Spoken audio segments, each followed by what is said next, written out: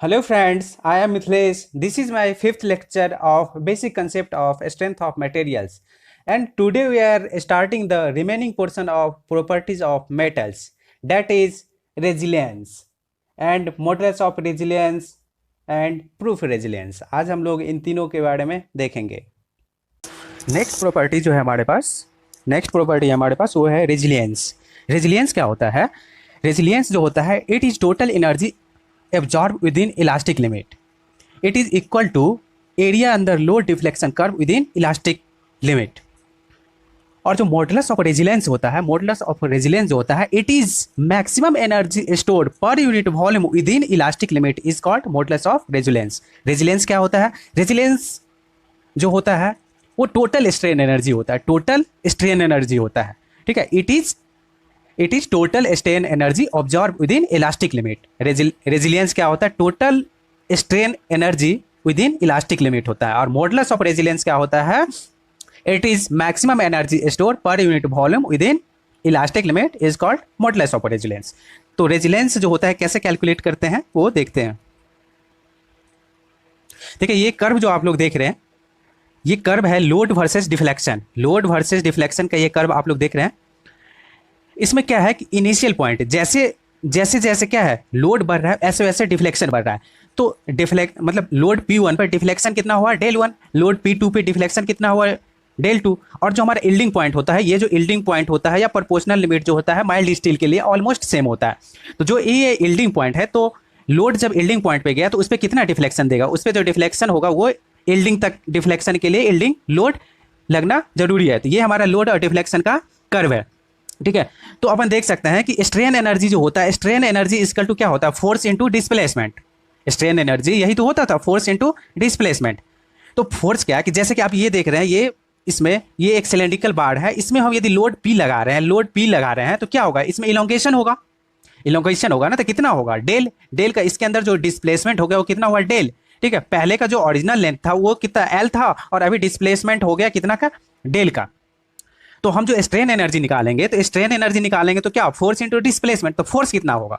Force जो आप इस पॉइंट पे, ये छोटा वाला ग्राफ को देखिए, इस ग्राफ में आप देखिए कि जब जो है हमारा जीरो था तो एवरेज लेंगे ना, जीरो पे इतना डिफ्लेक्शन हो गया, और पी पे जाके जब हमारा पी लगा फोर्स तो डिफ्लेक्शन डेल हो गया। तो फोर्स जो होगा हम एवरेज लेंगे, तो एवरेज लेंगे तो कितना हो जाएगा? 0 plus P upon 2 into deflection. तो क्या हो जाएगा? स्ट्रेन एनर्जी इक्वल टू हो जाएगा half into P into del.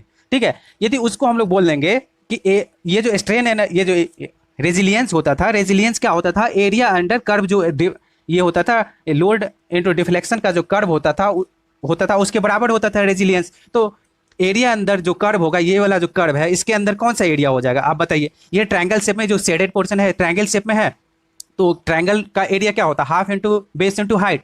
तो हाफ इंटू बेस की जगह पे क्या? ये डिफ्लेक्शन, और हाइट की जगह पे पी, तो half into del into P.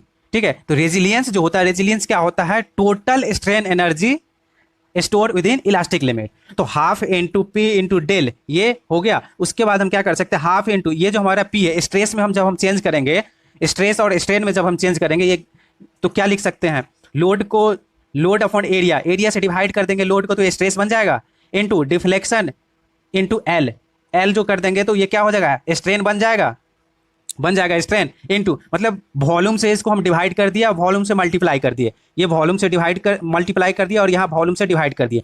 तो ये क्या बन जाएगा? यहाँ से हमको जो है ये आएगा हाफ इंटू क्या हो जाएगा? पी अपॉन ए जो होगा वो क्या हो जाएगा? पी अपॉन ए जो है स्ट्रेस हो जाएगा। और यहाँ पे क्या होता है? एप्सिलॉन जो स्ट्रेन होता है, स्ट्रेन इजकल टू क्या होता है? स्ट्रेस अपॉन ई।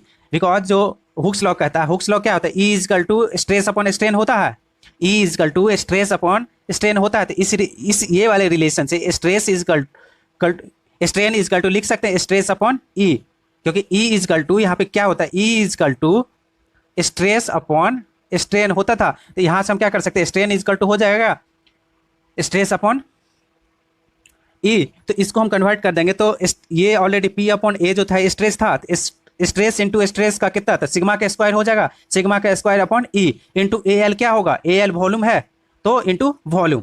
तो रेजिलेंस जो हो जाएगा क्या हो जाएगा? Half into sigma square E into volume. Proof resilience जो होता है, प्रूफ रेजिलेंस कुछ नहीं होता है, मैक्सिमम वॉल्यूम ऑफ रेजिलेंस होता है।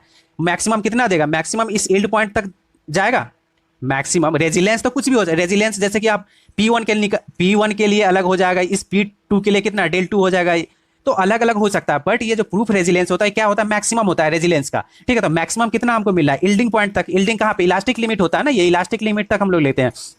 तो क्या हो जाएगा, सिग्मा वाई स्क्वायर, मतलब सिग्मा वाई जो है क्या, यील्डिंग स्ट्रेस है, ठीक है। तो sigma Y square upon 2E into volume, क्योंकि ये मैक्सिमम था, तो मैक्सिमम कहाँ पे हमको मिलता था, यील्डिंग पे मिलता था, इसलिए यहाँ पे स्ट्रेस जो होगा यील्डिंग पे होगा। तो ये हमारा प्रूफ रेजिलेंस होगा। नेक्स्ट जो हमारा आता है, नेक्स्ट वो है मॉडुलस ऑफ रेजिलेंस। तो मॉडुलस ऑफ रेजिलेंस जो होता है वो क्या हो जाता है मॉडुलस ऑफ रेजिलेंस जो होता है मैक्सिमम इलास्टिक एनर्जी या maximum stress energy per unit volume is known as modulus of resilience. Modulus of resilience is equal to area under the stress strain curve within elastic limit for mild steel, ठीक है। तो जब हम stress और strain का जो हम curve plot करेंगे माइल्ड स्टील के लिए, तो ये मान लेते हैं कि आप इधर मान लीजिए कि स्ट्रेस और ये स्ट्रेन, ठीक है। इसके बीच में जो हम ग्राफ प्लॉट करते हैं, ये हो गया आपका क्या, स्ट्रेन, और ये हो गया स्ट्रेस, ठीक है। तो इस बीच में जब हम ग्राफ प्लॉट करते हैं तो क्या कहता है कि modulus of resilience is equal to area under the stress strain curve within elastic limit. तो ये जो हमारा था, ये पॉइंट जो हमारा, ये पॉइंट इलास्टिक लिमिट तक था, तो ये जो एरिया है, ये शेडेड पोर्शन है, तो इसका एरिया क्या हो जाएगा, half into base into height हो जाएगा, half into base into height. तो उस रिलेशन से हम निकाल लेंगे half into base into height. तो मान लेते हैं कि यहाँ पे क्या है, हाइट जो है, हाइट कितना, हाइट हो गया आपको सिग्मा वाई, मतलब यील्डिंग तक तो यील्डिंग स्ट्रेन, और यहाँ पे जो होगा यील्डिंग तो नहीं, ये एप्सिलॉन वाई जो हमारा स्ट्रेन है उसको एप्सिलॉन बोलते हैं, तो एप्सिलॉन वाई मतलब यील्डिंग स्ट्रेन, और यील्डिंग स्ट्रेस कितना हो जाएगा, सिग्मा वाई, ठीक है। तो इसको हम क्या लिख सकते हैं, क्या लिख सकते हैं, half into sigma Y into कितना लिख सकते हैं, एप्सिलॉन वाई लिख सकते हैं ना, half into base into height. ये जो आप देख रहे हैं कि ये कितना है, ये जो है, ये जो शेडेड पोर्शन आप लोग देख रहे हैं, तो शेडेड पोर्शन का मान लेते हैं कि ये हम अभी स्ट्रेस और स्ट्रेन का ये ग्राफ है, तो ठीक है। तो ये शेडेड पोर्शन का एरिया कितना हो जाएगा, तो उसको हम लोग लिख सकते हैं, कितना लिख सकते हैं, half into base into height. तो बेस कितना हमारा होगा, ये जो हमारा जो स्ट्रेन है वो कितना हो जाएगा, एप्सिलॉन वाई यील्डिंग तक, इंटू जो हाइट है हमारा कितना, यील्डिंग तक, तो सिग्मा वाई इसको लिख सकते हैं, ठीक है। उसके बाद जो हमारा एक हुक्स लॉ से रिलेशन आता है, E इक्वल टू क्या रिलेशन आता है, E इक्वल टू आता है stress sigma upon epsilon strain, ठीक है। इस रिलेशन से जो क्या हो जाएगा, इस रिलेशन से हम यूज करेंगे स्ट्रेन इज इक्वल टू क्या हो जाएगा, सिग्मा अपॉन E हो जाएगा, सिग्मा अपॉन E लिख सकते हैं इस रिलेशन से।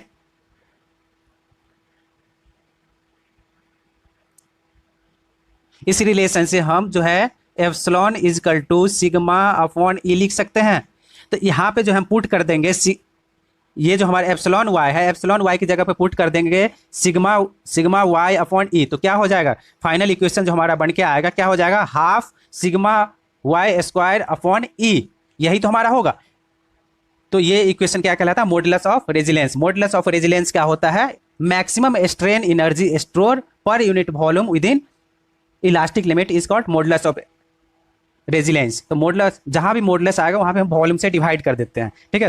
तो ये जो हमारा इक्वेशन आएगा, ये आप देख सकते हैं, मॉडुलस ऑफ रेजिलेंस जो हमारा क्या है, sigma Y square upon 2 into, ये जो हमारा पहले ये क्या था, पहले जो हमारा ये वैल्यू था सिग्मा वाई स्क्वायर अपॉन 2, ये किसका वैल्यू था, sigma Y square 2 into AL, ये था क्या, ये था रेजिलियंस था। तो रेजिलियंस क्या होता है, पर यूनिट, ये पर यूनिट है ना, तो इसको हम पर यूनिट वॉल्यूम से डिवाइड कर देंगे, तो जो मॉडुलस ऑफ रेजिलेंस जो हमारा हो जाएगा sigma Y square upon 2E। तो मॉडुलस ऑफ रेजिलेंस की वैल्यू क्या हो जाएगा, sigma Y square upon 2E। तो ये हो गया आपका मॉडुलस ऑफ रेजिलेंस।